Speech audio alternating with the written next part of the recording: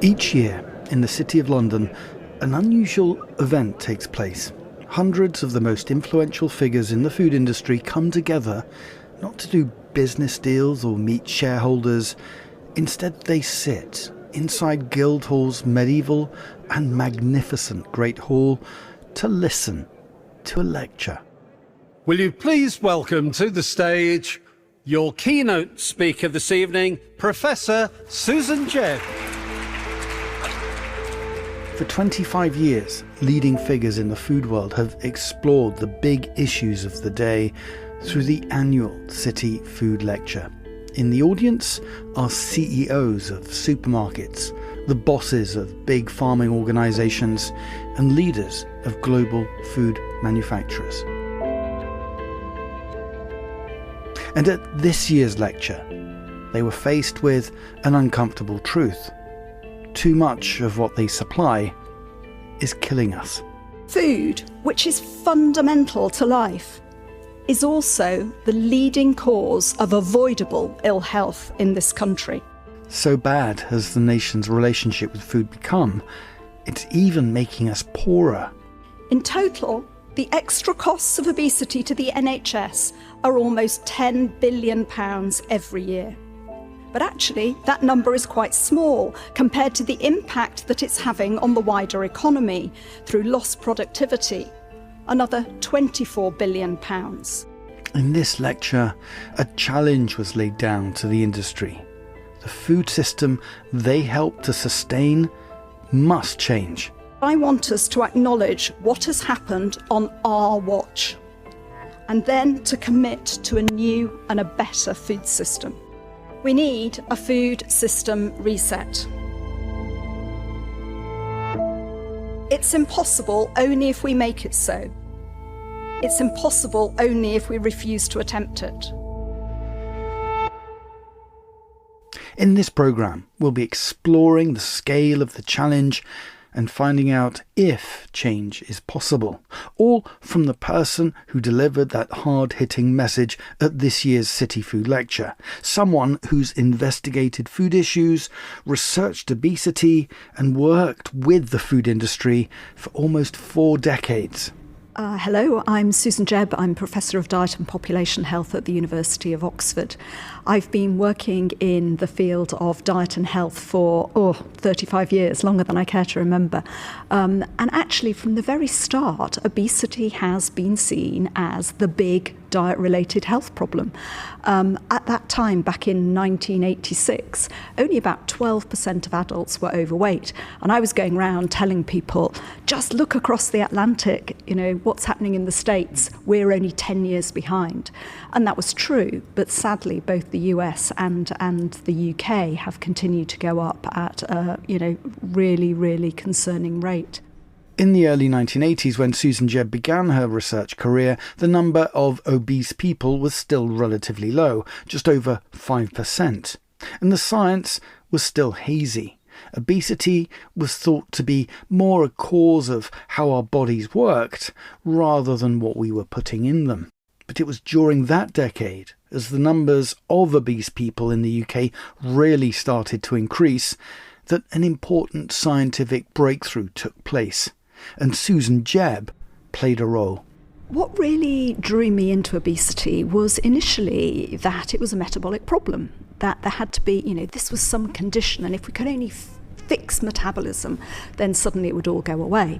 And I was working in a research team which actually did a study, which is now quite famous, which measured people's energy expenditure. And they showed for the first time, and really conclusively, it was nothing to do with metabolism. In fact, people who were overweight had higher energy needs than people who were thinner. In fact, it was all to do with what they ate, but that people who were overweight tended to underestimate how much they were eating. In fact, people with obesity underreported their food intake by about 800 calories every day. It became absolutely clear. And that completely reframed the way we thought about this problem. Suddenly it was an issue of what people ate. I'd trained as a dietitian, so I thought, hey, this is me, I can sort this. And I just did not realise that what people eat was so connected into the whole food system. I was sure it was going to be much easier to change what people eat than to change our metabolism. But all these years on, I realise I was wrong. The food system is at least as complicated as our metabolism and far, far harder to fix. It would prove to be so complicated and would take over my entire career. Complicated because within a human lifetime, the global food system changed beyond recognition, and along with it, the way we eat.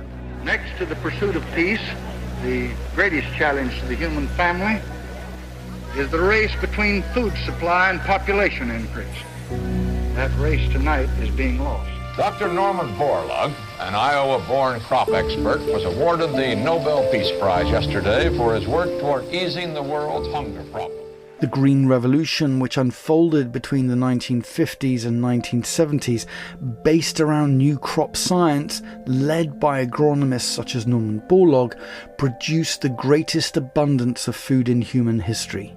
The new seeds, along with new fertilizers and irrigation systems, contributed to a doubling in the amount of grain grown around the world, followed, in the rich world at least, by new industries capable of turning that abundance into novel processed foods. For a world recovering from war, including Britain, the priority was clear: produce more calories. Post-Second World War, the government asked the food industry to feed the nation, and you did it absolutely brilliantly. But we have also come to see the downsides of these profound changes in the food system, for the environment as well as our health. The full effects of the Green Revolution weren't seen in farmers' fields until the 1960s and 1970s, after which, inevitably, its effects could be seen in diets. And where the rich world led, developing nations followed. Waves of homogeneity began to engulf the world's agricultural systems and its food supply, an outcome of which was obesity. Over 1 billion people globally are living with obesity, and it's rising fast right across the world. Our World in Data, which is housed at the Oxford Martin School, is doing an incredible job in charting this public health catastrophe. In the UK, it affects 28% of adults, and another 40% are overweight. That is far too high. We'll return to Susan Jebb's lecture in a moment, but to help us see the global picture on obesity and its rise in recent decades, let's turn to the source of information she referred to, Our World in Data. So I'm Hannah Ritchie. I'm Deputy Editor of Our World in Data. We are a non-profit and an online web publication, basically a website, where you can go and basically try to find data on what we frame as the world's largest problems and how to solve them. And that's everything from poverty and inequality, to climate change, to global health, to war and conflict. And what we do is we kind of sit between academia and these kind of international data providers, and we try to make that information and that research understandable for a general audience, policymakers, anyone basically trying to understand and make a difference in the world. So we see ourselves as this bridge between kind of the experts that are often talking in jargon and then the general public and non-experts. Among the information provided by Our World in Data are maps and tables that show how the supply of food in the second half of the 20th century changed. So if we look globally, in 1960, taking the kind of average person calorie supply per person per day was around 2,200 kilocalories, right? So that's kind of, if we distributed it evenly across everyone, we'd each get around 2,200 calories per day. That's increased to around 3,000, right? So this really quite significant rise. I think what's actually quite stunning about that is to take into consideration how global population has increased over that period, right? So the total amount of calories we can produce has increased even more, but we have seen this substantial rise from around 2,200 to around 3,000. Putting aside obesity for one moment, this does show how innovative humans can be when it comes to producing food. we often frame this as a very negative story, and it does have very severe health consequences.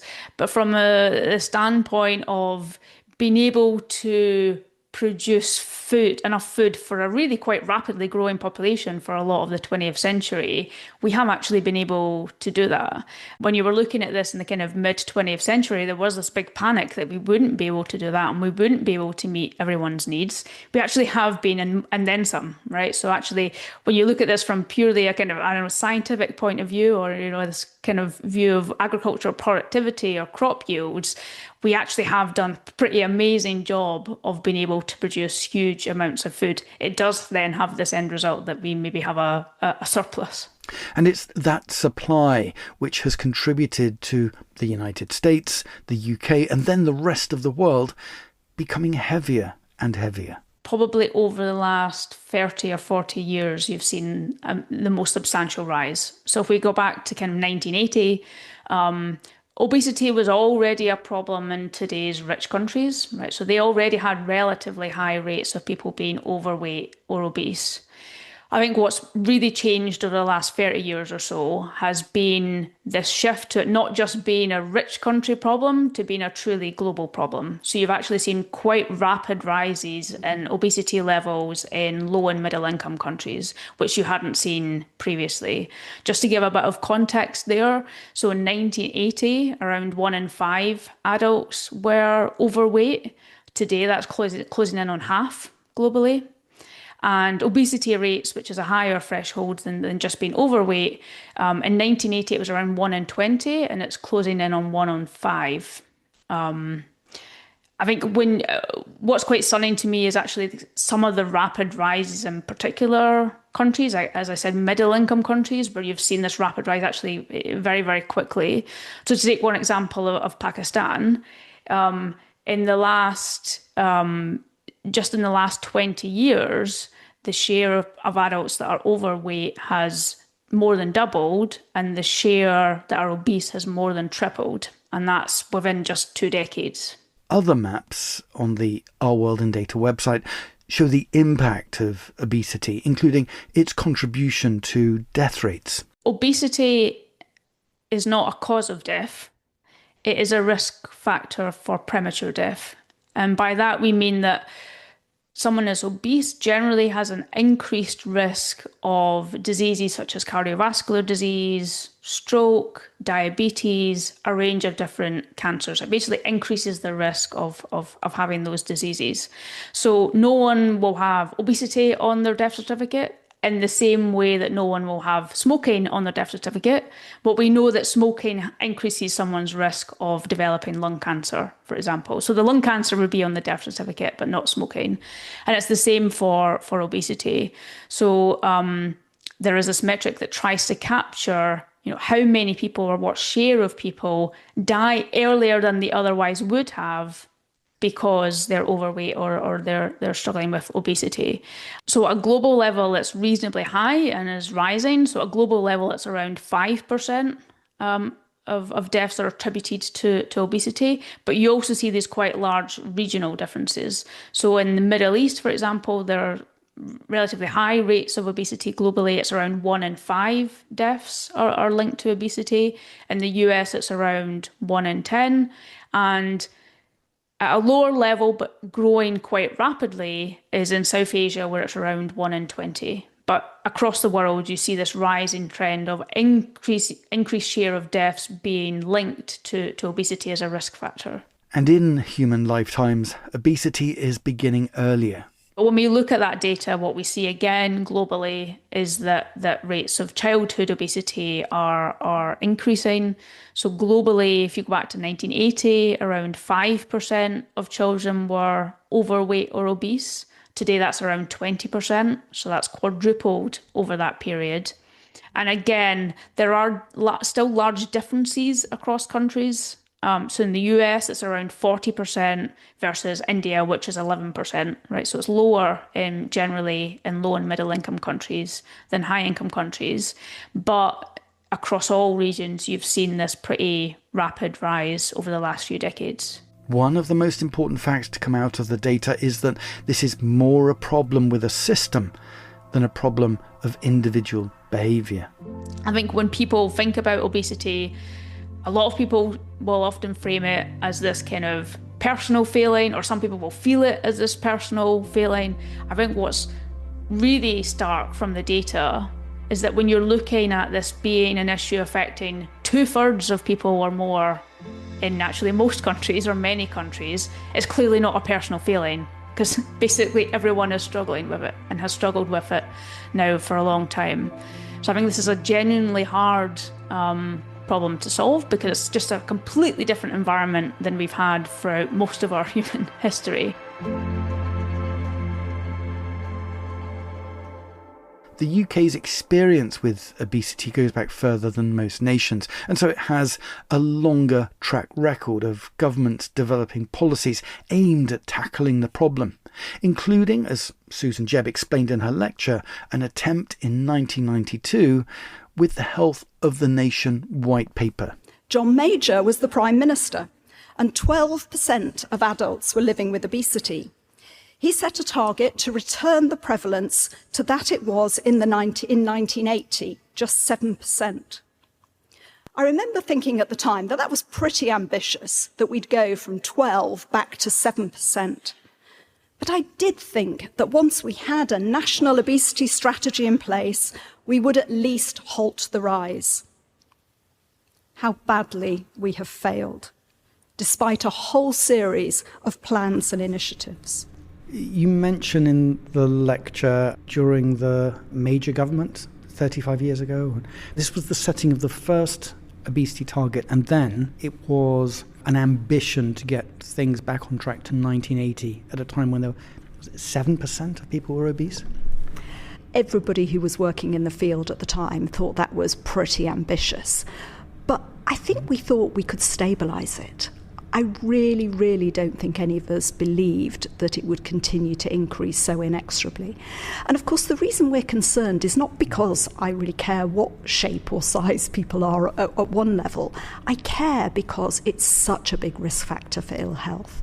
So it's a bit like knowing that if you've got high blood pressure, you're at much higher risk of having a stroke. If you're living with obesity, you are much higher risk of developing diabetes, heart disease, many kinds of cancer. And as time's gone on, we've realised it's associated with just a huge range of diseases. It affects every single organ system in the body. And that shortens people's lives, it impairs people's quality of life. And I just believe we can turn that around, because I do want people to live happy, healthier lives. We do hear big numbers bandied around when it comes to the cost of obesity, and you include some of them in the lecture, 10 billion and 24 billion. Can we just dive a bit deeper into what actually lies behind those figures? So the figures I talk about in the lecture are from a report by Frontier Economics, and they looked at the costs of obesity to the NHS, which comes out at just under £10 billion a year. And that's the excess costs that are being incurred because people are overweight from a whole range of different conditions. Lots of it comes from the relationship with type 2 diabetes, but also with things like joint problems, knee replacements and so forth. But actually that turns out to be the tip of the iceberg, because being overweight is a sort of kind of drain on our health and well-being. It is also associated with quite a lot of time off work, whether that's people who are unwell or they've got hospital appointments, a whole raft of reasons. And so when they looked in detail at the economics of it, what they realised is that most of the costs of obesity were actually being felt in the wider economy. And so the reduction in what's called economic productivity was estimated at about £24 billion. Would it be too much to say that in recent conversations we've been having as a nation about our productivity and lack of growth, is this a contributory factor? I think it's become pretty clear that being overweight is a contributor to our poor productivity and growth in the UK. It's one of the reasons why this government's had a sort of renewed interest in tackling obesity, because they want to see that if we can support more people to effectively lose weight, whether we'll be able to both keep people in the workplace who might otherwise have had to retire early with ill health, or perhaps even get some people back into work. The effects of decades of food abundance, in rich nations at least, is something that most of us can see, either through our own experiences or that of our families. Not necessarily obesity or even overweight, but as 21st century humans, we are different. Our visual norms have really changed, and if you compare your old school photographs with those of your children or your grandchildren, I think you'll see that the difference in the shape and size of even the average child is really quite remarkable. Obesity makes its greatest impact on people and indeed entire communities where you find the effects of inequality and poverty at their greatest. Children in the most deprived areas are twice as likely to have obesity compared to the most affluent, and that gap is increasing over time.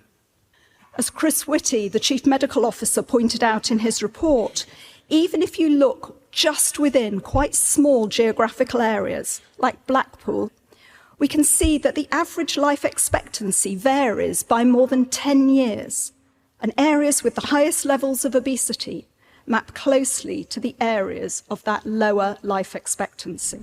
We absolutely know that obesity is much more common among families who are living in more deprived areas and families who have very little money.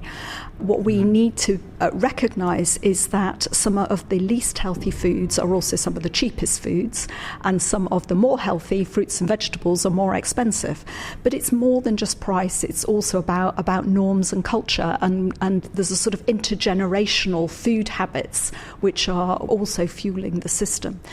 So we need to help people to sort of escape from that environment, and that's partly about getting the food industry to change the way it presents and sells and promotes food. So what can be done? In the hardest hitting part of Susan Jebb's lecture, she talks about the need for the food industry to change, to become faster and better at adopting initiatives and accepting regulations aimed at improving the nation's health. The track record on that so far, she said, is not encouraging. In 2015, Public Health England set a target to reduce sugar in 10 categories by 20% in 5 years. We saw good progress in breakfast cereals and yogurts, but much less in most other categories. Now, I accept that reformulation is hard in things like biscuits, but in many categories, absolute sales of sugar actually increased. In confectionery, we saw new flavour variations, the growth of large bags, and very deep promotions to encourage purchase. And when governments have attempted to regulate, Jebb told her audience, of mostly food industry players, these have been beset by challenges. If we take the advertising restrictions on foods high in fat, sugar and salt as an example, it's taken 8 years to go from the announcement of the policy to the enactment of the 9 o'clock watershed. The lobbying from the food and advertising industries has been intense. And then there were the restrictions placed on promotions in supermarkets. Introduced in October 2022, these required less healthy foods to be moved to less prominent locations inside stores. But what was very clear is that the real-world enactment of the policy, the aisle-end promotions, simply moved somewhere else in the store. They moved to the back wall, or to new displays, or to bargain buckets in the middle of the aisles. And all of this offset the expected impact of taking the foods off the prominent locations by the checkout. It's clear to me that too many businesses are following the letter, but not the spirit of the law. a final example she gave is the soft drinks levy. On the face of it, a success, with a 35% decrease in the volume of sugar sold in drinks, but less effective than it could have been. My colleague Peter Scarborough showed that businesses reformulated drinks to be just below the 5 grams per litre of sugar threshold, rather than taking out as much sugar as they possibly could. Prices were adjusted. And what this happened was this avoided the fact that sugary drinks would be more expensive than the lower sugar options. In fact, in own brand drinks, the prices of high sugar drinks actually fell after the levy was imposed. We need a fresh approach, Susan Jebb argues, and the food system as we know it has to change. Recent debates on ultra-processed foods, she believes, have been unhelpful. Definitions are too difficult and too much focus is placed on individual products. Instead, she says, we need to realise we live with an ultra-processed food system. This means thinking not about the individual components, but the whole system we have to produce, prepare and distribute foods. A system which is driven by competitive global markets where price is king, and long supply chains where people need to keep food for longer, and where food production is concentrated in the hands of big corporations. And this ultra-processed food system is the only coherent theory I've got to explain the rise in obesity that has paralleled economic development across the world. When people are removed from the process of preparing their own food and local food culture is impoverished, dietary habits change towards the unhealthy pattern that we see today. Diets high in ultra-processed foods. The ultra-processed debate, food debate, I suppose, I think has become incredibly polarised. And it also keeps getting reduced down to individual products. Is this product UPF or not? And I'm not really sure that gets us very far. But what is absolutely fascinating is that the concept of ultra-processed food has really made people sit up and think. So something like 79% of people say they're concerned about the amount of ultra-processed food. So I think that's a moment where people are beginning to start thinking about, where does my food come from? Who's produced it? Who's made it?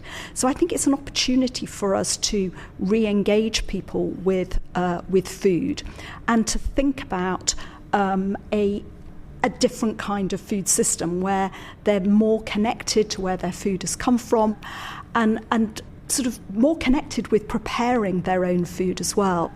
I think we miss the bigger picture, and I think we need to see it as a moment where we can reconnect people with a more minimally processed food supply chain. You say in the lecture there's little evidence that knowledge-based education works.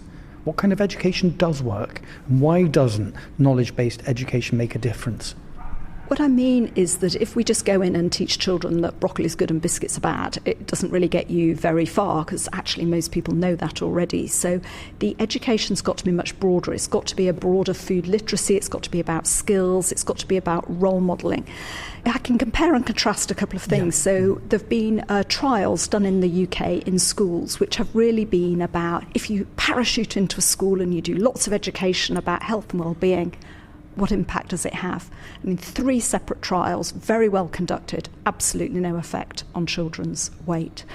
But instead, what I think we're seeing is these more community-based projects, sometimes which start in schools, often they're at home, which are actually really teaching people food skills, showing them a different way of eating.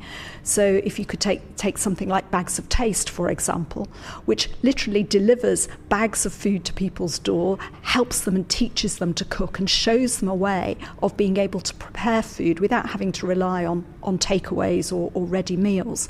And so that's a way both of giving them food skills but also helping them to escape food poverty, because it's a whole lot cheaper. Let's hear more on the initiative Susan Jebb just described. Hi, my name's Alicia Weston and I'm the CEO and founder of Bags of Taste. I used to volunteer with Crisis, the homeless charity. I did financial volunteering with them, and they asked me, because they knew that I was running a very successful supper club, if I would teach them cooking lessons, which I had not done before. So I taught some cooking lessons there, and I did 2 courses, and what I observed was people didn't go home and cook that food again at home. That was basically the problem. So every week I would say, did you cook that again? And they just hadn't, and I tried to make it easier to do. So I kept trying to improve it, but I just really strongly didn't feel that those people were going home and cooking the food again at home. Now, this is obviously a very particular cohort of people, really quite vulnerable, often, had been street homeless and were just recently housed. And that bothered me. And I remember listening to a program about the cost of diabetes, and I thought, how is the NHS going to afford this? Thinking the NHS is going to run out of money.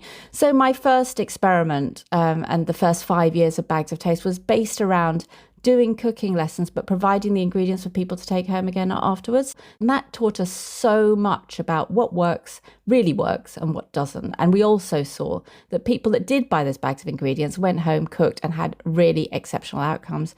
And those people that didn't buy the bags of ingredients and said, oh, I've got all that at home, I'm going to do it at home, they just didn't go home and cook, right? And we saw that time and time again.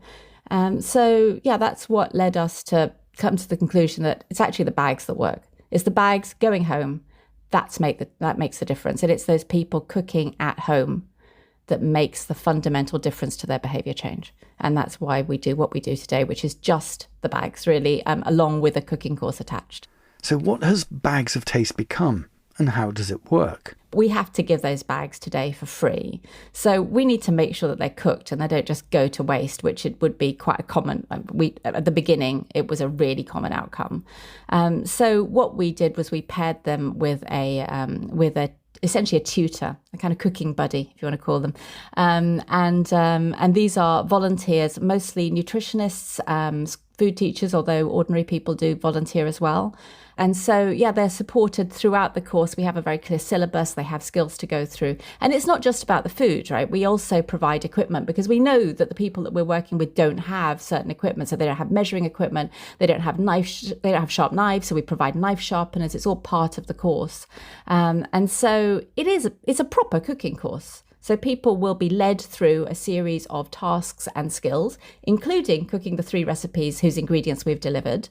And when you're cooking those recipes, you will learn things while cooking the recipes. It's a very much a learning through doing kind of thing, rather than just a sort of, oh, here's a recipe kit, just cook it.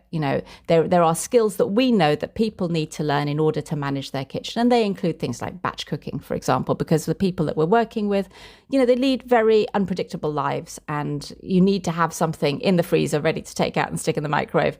Otherwise, you're just going to opt for ready meal or takeaway. And how many people are you reaching? We work with around 2,500 families a year, so that's probably about 7,000 people a year. And we have to date worked with, I've lost count, but over 16,000 families. Susan Jebb mentioned your approach can help to change the food system at a grassroots level. Based on the work so far, do you think long-term behaviour change around food is possible? Certainly for the people that we work with, we've clearly demonstrated that we can change these trends.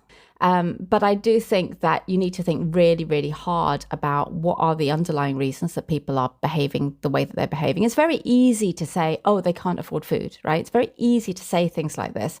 But you need to look at the underlying reasons, because I've had lots of people tell me they can't afford food. Then you offer them a bag of 4 meals for £3, right? That's 75p a portion. It's literally cheaper than chips, right? And they're not cooking it. And I'm like, why are you not buying this? This is cheaper than chips. And it turns out that they don't have a sharp knife, or they don't feel confident to cook it, or they don't think their children will eat it, or that their oven doesn't work and it's an oven-based dish, or all of these reasons. So it turns out that there are lots of underlying reasons, and those are called the social determinants of health, right? So these are all things that we work on that are really important as to whether or not people cook. And one of the key ones that people ignore all the time in the charity sector is convenience.